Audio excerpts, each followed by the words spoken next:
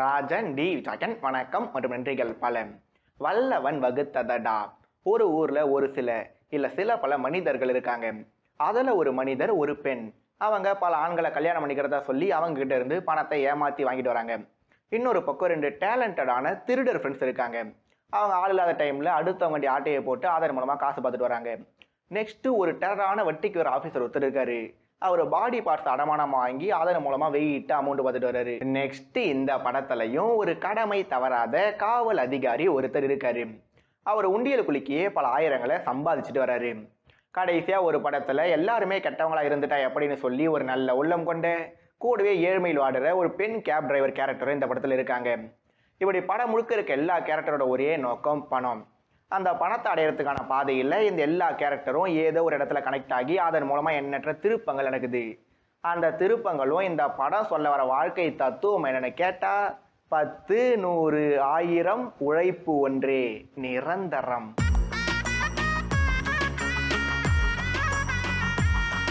வல்லவன் வகுத்ததடா. இந்த படத்தை தேட்டருக்கு போய் பாருங்க. பார்க்காதீங்கன்னா நான் எங்கேயுமே சொல்ல போறதில்லை.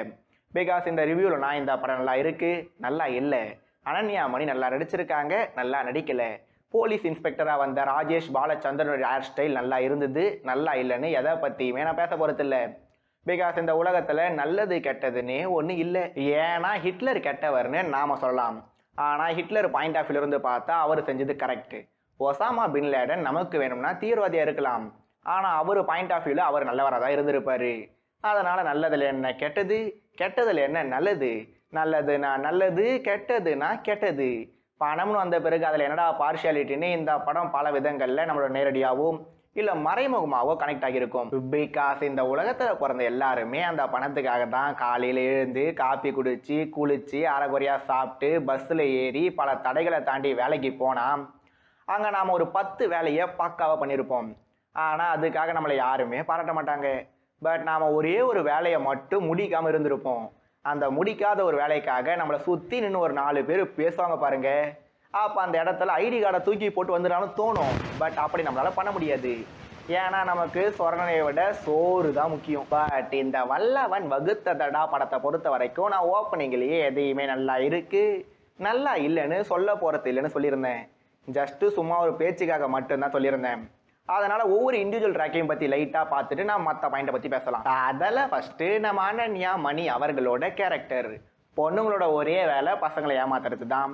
அதை தான் இவங்களை இந்த படத்தில் பண்ணியிருக்காங்கன்னு அப்படியே ஃபன்னாக சொல்லிட்டு போயிடலாம். பட் அதுக்கு பின்னாலே இவங்க ஒரு 3 வேலை சோறை பற்றின ஒரு மேட்ரு சொல்லுவாங்க பாருங்க.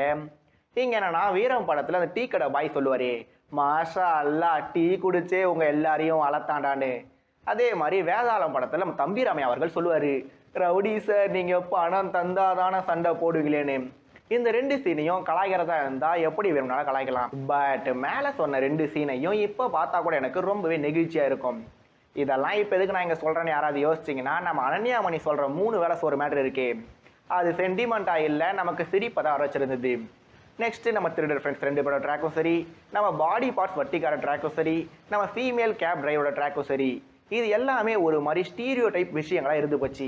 பட் எங்கள் ஹேர் ஸ்டைல் போலீஸ் அண்ணன் ஒருத்தர் இந்த படத்தில் இருக்காரு. அவர் இந்த படத்தில் வர ஒரு மோமெண்ட் விடாமல் எல்லா மோமெண்ட்டையுமே நான் டாப் டு பாட்டம் என்ஜாய் பண்ணியிருந்தேன். எஸ்பெஷலாக அந்த உண்டியல் மேட்ரு போடு 2000 இல்லை 5000 அவர் சொல்லும் போதெல்லாம் நம்மளே அறியாமல் நாம் எல்லாரும் கண்டிப்பாக சிரிச்சிருப்போம். தட் இஸ் பவர் ஆஃப் பணம். நெக்ஸ்ட் இந்த ட்ராக்லேயே அவரோட இன்ட்ரடக்ஷனில் தொடங்கி அந்த கேரக்டரோட எண்டிங் வரைக்கும்னு பல விஷயங்களை பிக்சர் பர்ஃபெக்டாக போர்ட்ரே பண்ணியிருந்தாங்க.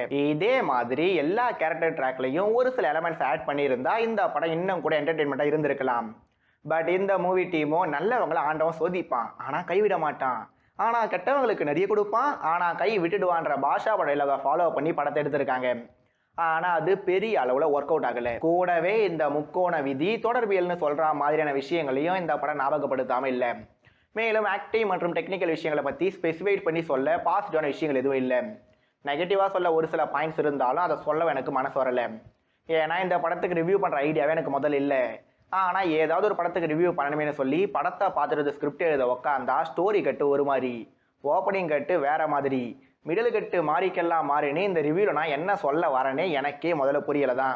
பட் எது எப்படி இருந்தாலும் இந்த வல்லவன் வகுத்ததடா படம் எப்படி இருக்குன்னு கேட்டால் ஏன் இருக்கம்னே தெரியாத மாதிரி தான் இருக்குது.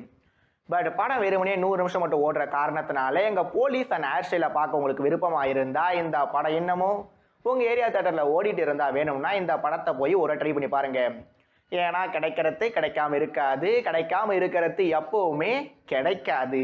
மீண்டும் இன்னொரு வீடியோ சந்திக்கும் வரை இது ராடிவ் ரிவ்யூ. நான் ராஜன் டி விஜய். நன்றிகள் பல மற்றும் வணக்கம்.